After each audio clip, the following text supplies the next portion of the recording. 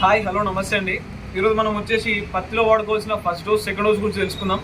మెయిన్గా మన ఏరియాలో వచ్చేసి మనకు ఇండాక్లోరోఫైడ్ 17.7 ml ఉన్నది పర్సంటేజ్ ఉన్నది వాడుకుంటారండి. ఇది వచ్చేసి మనకు బయర్ వాళ్ళది కామిడార్ అండి. దీంతో పాటుగా మనము అగ్రోవిన్ మ్యాక్స్ మనకు దీంట్లో ఫార్ములా 4 అండి. ఈ రెండు కలిపి కొట్టుకుంటే చెట్టు గ్రోత్ మంచిగా ఉంటుంది. ముందుగా మనకు దోమ ఇట్లా అటాక్ కాకుండా చేను నీట్గా రావడానికి మంచిగా పనిచేస్తుంది ఇది. దాని తర్వాత వచ్చేసి మనము మనకు టోల్ఫిటాక్స్ స్ప్రైడ్ అండి, తైచి ఇది నిచ్చిన వాళ్ళది. దీంట్లో వచ్చేసి మనకు అస్టాప్రైడ్ 20 SP అనే టెక్నికల్ ఉంటుంది దీంట్లో.